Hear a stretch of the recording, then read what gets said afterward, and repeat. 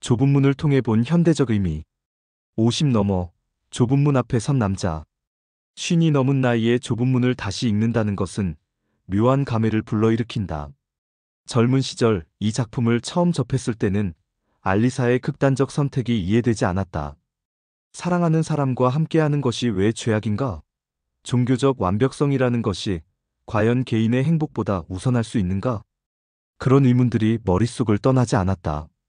그러나 지금 인생의 절반을 넘긴 시점에서 바라보는 알리사의 모습은 다르게 다가온다. 그녀의 선택이 완전히 이해된다는 것은 아니지만 적어도 그 선택 뒤에 숨겨진 복잡한 심리적 기제들이 보이기 시작한다. 완벽을 향한 의지, 타락에 대한 공포, 그리고 무엇보다 자신이 설정한 기준에 못 미치는 것에 대한 견딜 수 없는 수치심 같은 것들 말이다. 행정사로서의 삶을 돌아보면 나 역시 일종의 좁은 문을 통과하려 애써왔던 것 같다.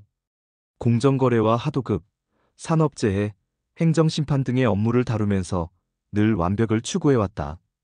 의뢰인들의 권익을 보호하고 법적 분쟁을 해결하며 때로는 거대한 기업과 맞서 싸우는 과정에서 나름의 신념과 원칙을 지키려 노력해왔다.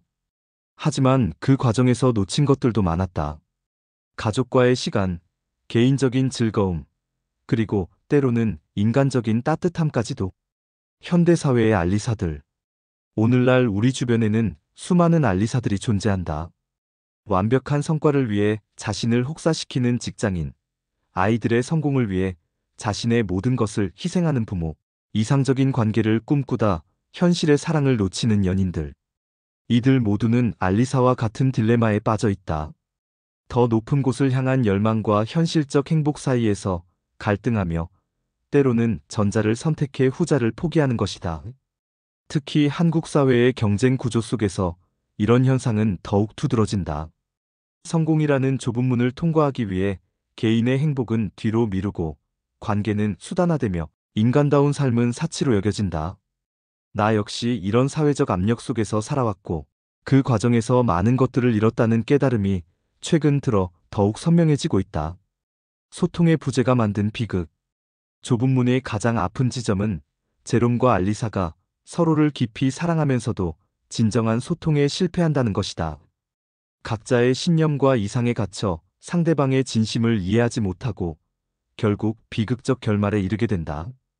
이는 현대인들이 겪는 관계의 문제와 매우 유사하다. 행정사 업무를 하면서 수많은 분쟁 사례들을 접하다 보면 그 근본에는 소통의 부재가 자리 잡고 있음을 자주 발견한다. 하도급 관계에서 원청과 하청 간의 오해, 산업재해 처리 과정에서 사업주와 근로자 간의 불신, 행정심판에서 행정청과 민원인 간의 입장 차이 등. 이 모든 것들이 결국 서로의 처지와 상황을 이해하지 못하는 데서 비롯되는 경우가 많다. 중년에 접어들면서 느끼는 것 중 하나는 젊은 시절의 확신들이 점점 흐려진다는 것이다. 옳고 그름의 경계가 명확했던 시절이 그리워지기도 하지만 동시에 그런 이분법적 사고가 얼마나 많은 오해와 갈등을 야기했는지도 깨닫게 된다. 알리사처럼 완벽한 선을 추구하려 했던 젊은 시절의 나 자신이 때로는 부끄럽기도 하다. 희생의 무의미함과 진정한 선. 알리사의 희생은 결국 아무도 행복하게 만들지 못한다. 제롬은 평생 그녀를 그리워하며 고통받고 줄리에트는 언니의 희생을 받아들이지 않고 자신의 길을 택하며 알리사 자신은 죽음에 이른다. 이는 진정한 선이 무엇인지, 올바른 희생이란 어떤 것인지에 대한 깊은 성찰을 요구한다. 현실에서도 마찬가지다. 가족을 위한다는 명목으로 자신을 희생하지만 정작 가족은 그런 희생을 원하지 않는 경우 조직을 위한다며 개인의 행복을 포기하지만 그것이 조직에도 도움이 되지 않는 경우들을 자주 목격한다. 진정한 선은 누군가의 일방적인 희생이 아니라 서로의 행복이 조화를 이루는 지점에서 발견되는 것이 아닐까. 행정사로서의 경험을 돌이켜보면 가장 만족스러웠던 사건들은 모든 당사자가 어느 정도씩 만족할 수 있는 해결책을 찾았을 때였다.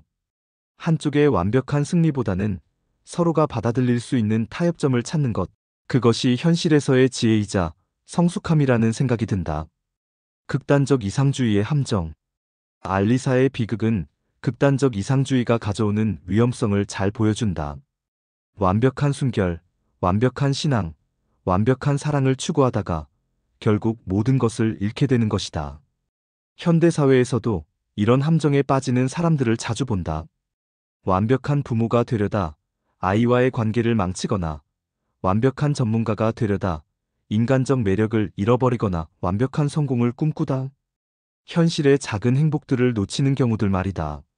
쉰을 넘긴 지금 나는 적당함의 지혜를 배워가고 있다. 모든 사건을 완벽하게 처리할 수는 없다는 것, 때로는 80%의 성과로 만족하는 것이 더 현명할 수 있다는 것, 그리고 무엇보다 일과 삶의 균형이 중요하다는 것을 깨달아가고 있다. 이것이 나이가 주는 선물인지 아니면 체력의 한계에서 오는 타협인지는 확실하지 않지만 적어도 젊은 시절보다는 평안함을 느끼고 있다. 시간의 무게와 기회비용. 중년에 들어서면서 가장 실감하는 것 중 하나는 시간의 유한함이다. 알리사가 평생에 걸쳐 추구했던 완벽성은 결국 그녀에게 주어진 시간을 모두 소모하고 말았다. 제롬 역시 그녀를 기다리는데 인생의 대부분을 보냈다. 두 사람 모두 지금 여기에 행복을 미루며 언젠가 올 완벽한 순간을 기다렸지만 그 순간은 끝내 오지 않았다. 행정사로서의 삶을 돌아보면 나 역시 비슷한 선택들을 해왔던 것 같다. 지금은 바쁘니까 나중에 이 사건만 끝나면, 조금 더 안정되면 같은 말들을 얼마나 자주 했던가. 그러는 사이 아이들은 자랐고 부모님은 늙으셨고 친구들과는 멀어졌다. 물론 일에 대한 책임감과 성취감도 있었지만 그것이 다른 소중한 것들을 대신할 수 있는가 하는 의문이 최근 들어 더욱 커지고 있다. 현대적 좁은 문들. 오늘날 우리가 통과하려는 좁은 문들은 과거와는 다른 모습을 하고 있다. 경제적 성공, 사회적 인정, 완벽한 스펙, 이상적인 라이프 스타일 등 이런 목표들 자체가 나쁜 것은 아니지만 문제는 이것들을 추구하는 과정에서 정작 중요한 것들을 놓치게 된다는 점이다. 특히 중년 남성으로서 느끼는 것은 사회가 요구하는 성공한 남성상과 내면의 욕구 사이의 괴리감, 가장으로서의 책임, 전문가로서의 의무, 사회 구성원으로서의 역할 등을 수행하느라 정작 나라는 개인의 욕구와 감정은 뒤로 밀려나는 경우가 많다. 이런 상황에서 알리사의 고뇌가 남의 일처럼 느껴지지 않는다. 관계의 재정의. 좁은 문이 현대에 던지는 가장 중요한 메시지 중 하나는 관계에 대한 재정의의 필요성이다. 알리사와 제롬의 사랑이 비극으로 끝난 것은 그들이 사랑을 너무 이상화했기 때문이다. 현실의 사랑은 완벽할 수 없으며 그 불완전함 속에서도 행복을 찾을 수 있다는 것을 그들은 깨닫지 못했다. 중년에 접어들면서 가족, 친구, 동료들과의 관계를 돌아보게 된다. 젊은 시절에는 이상적인 관계를 꿈꿨지만 이제는 서로의 부족함을 인정하고 받아들이는 것이 더 중요하다는 것을 안다. 완벽한 배우자, 완벽한 자녀, 완벽한 친구는 존재하지 않으며 그 불완전함을 포용하는 것이야말로 성숙한 관계의 시작이라는 것을 깨닫게 된다. 행정사 업무에서도 마찬가지다. 모든 의뢰인의 요구를 100% 충족시킬 수는 없으며 때로는 현실적인 한계를 인정하고 최선의 대안을 제시하는 것이 더 현명한 선택일 수 있다. 이런 깨달음은 일에 대한 스트레스를 줄여주기도 하지만 동시에 더 인간적인 접근을 가능하게 해준다. 열린 문을 향하여. 앙드레 지드의 좁은 문은 100년이 넘은 작품이지만 여전히 현대인들에게 깊은 울림을 준다. 완벽을 추구하다 현실의 행복을 놓치는 인간의 모습, 소통의 부재로 인한 관계의 파괴, 극단적 이상주의가 가져오는 비극적 결말 등은 오늘날에도 여전히 유효한 문제들이다. 쉰을 넘긴 나이에 이 작품을 다시 읽으면서 깨닫는 것은 인생에서 가장 중요한 것은 완벽한 선택이 아니라 적절한 타이밍에 내리는 용기 있는 결정이라는 점이다.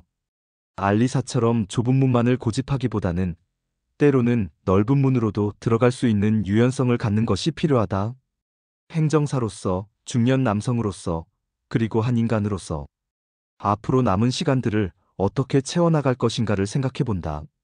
완벽하지 않더라도 진정성 있는 관계들, 최고가 아니더라도 의미 있는 일들, 그리고 무엇보다 지금 여기에 소소한 행복들을 소중히 여기는 삶 말이다. 좁은 문의 또 다른 의미는 선택의 어려움이 아니라 진정으로 중요한 것들을 구별해내는 지혜일지도 모른다. 지금의 나에게 그 좁은 문은 더 이상 완벽성을 향한 고행의 길이 아니라 진정한 행복으로 향하는 현명한 선택의 문이다.